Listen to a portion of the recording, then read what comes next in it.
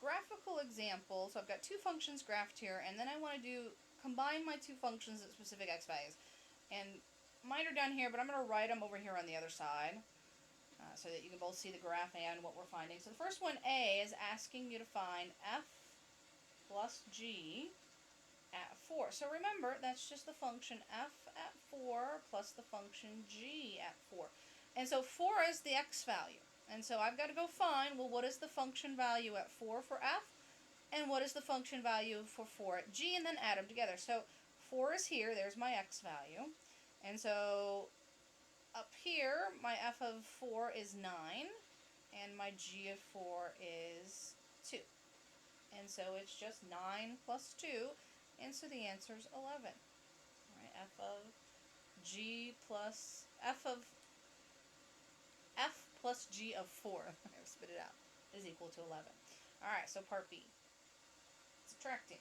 Same thing, but subtracting. F minus g at 4.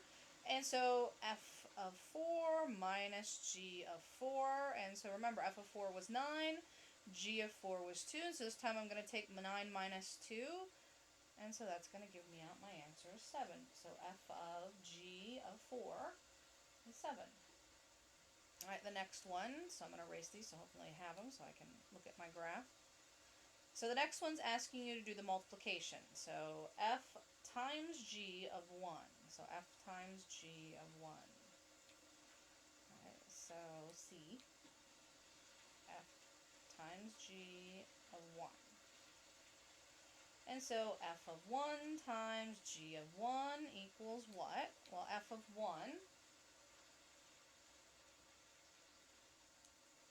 alright, 1 is here, and so f of 1 puts me at 3.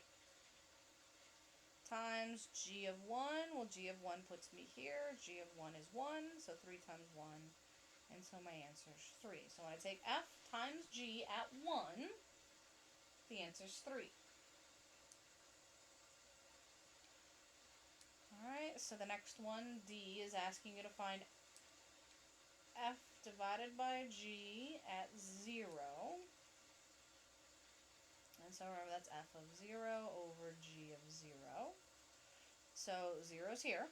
F of 0 is 1, but then I've got g of 0 and it lands on my axis, and so that's actually 0. And so this does not exist. Undefined does not exist, however you want to word that. Undefined.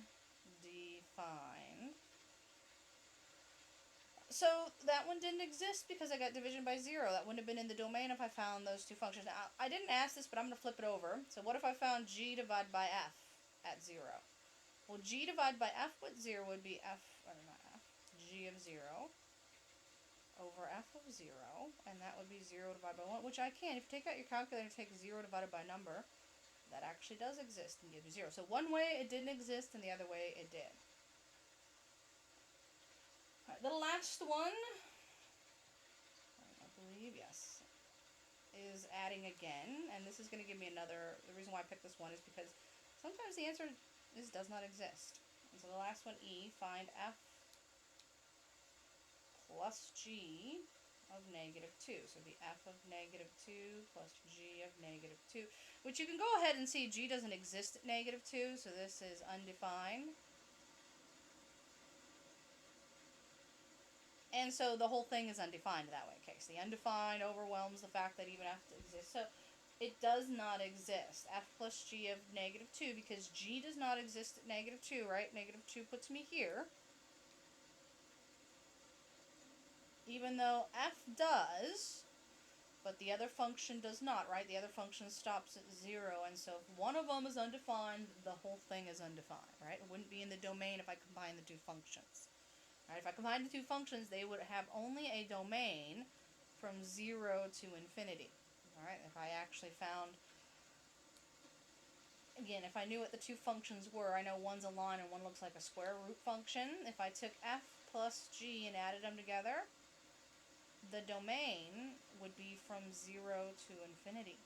Right, only exists where one of my functions exists, right? My original function g only exists from 0 to infinity. F existed everywhere. So it's that limiting function that would limit my final domain. Alright, so that was a graphical example. Then we're going to get into the composition. Alright, so that was just understanding and being able to solve stuff with, again, this should be something you've seen before, adding, subtracting, multiplying, and dividing functions.